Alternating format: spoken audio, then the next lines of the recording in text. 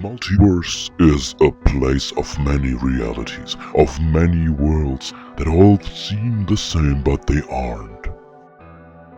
There are universes that have a balancing power, that are stable, and the power always looks after the stability. Then there are the universes that are less stable, or even so unstable that time itself bleeds into existence like crystals. Yes, you can touch time there and even manipulate it. Then there are the universes where time itself is an energy stream.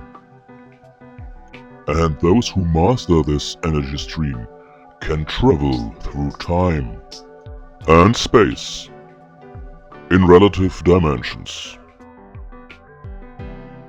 And the process is not ending. New universes start to exist like bubbles in a bath.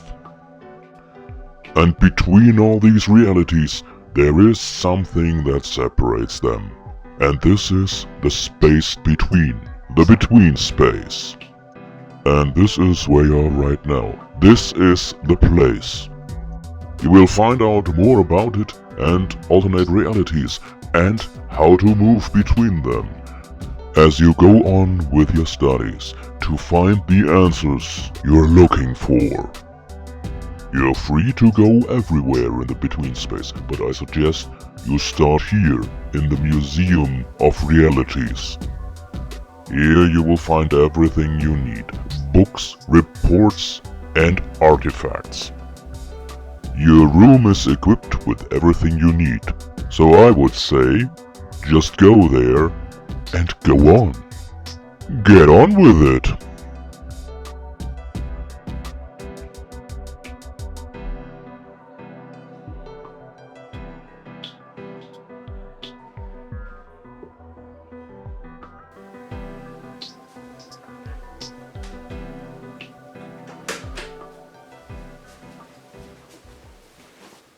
Okay, the curator says study, so I study. What is Tintin's next adventure? The Black Isle.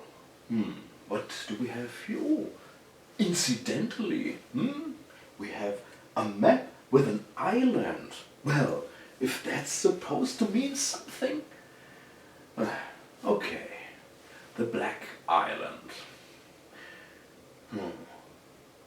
In 1937 the situation in Europe became increasingly difficult.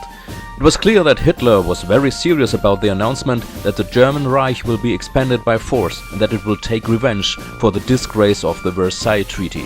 Meanwhile, inspired by an article about a German Nazi ally, Hergé designs Tintin's newest adventure, the fight against a money counterfeiting gang.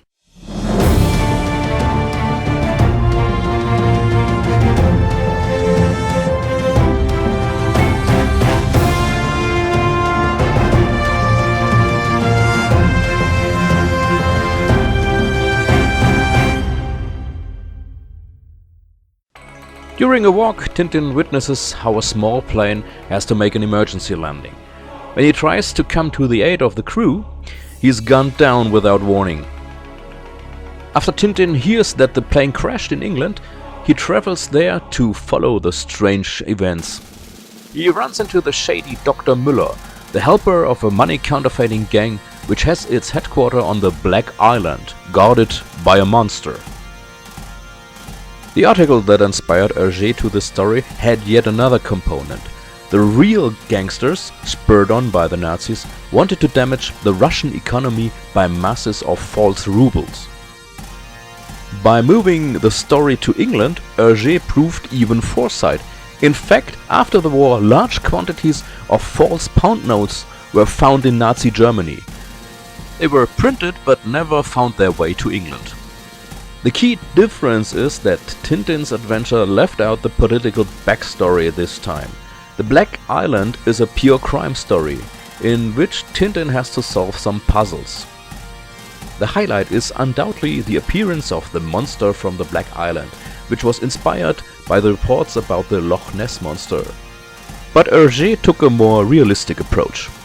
The story was completely revised in 1965 at the instigation of the English publisher, since no less than 131 factual errors had been found in the representation of England or Scotland. And again, Hergé made the world of Tintin more coherent by several changes.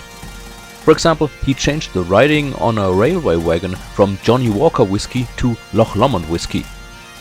And in the end, he added the character Christopher Willowbeat Roop, a reporter, to a crowd. The reporter would have his first appearance in the later album called The Cassifure Emerald. Hergé did this twice before. In the adventure Tintin in the Congo, he added Thomson and Thompson, and in The Cigars of Pharaoh, he added Alan Thompson as captain of the smuggler's ship. The adventure shows that Hergé's story do not always need a political background, even though it was there in the creation of the Black Island. It is an exciting adventure that, as far as the monster of the Black Island is concerned, has an imaginative ending and in which the humor doesn't come up short, thanks to Thomson and Thompson. Yeah, that's it.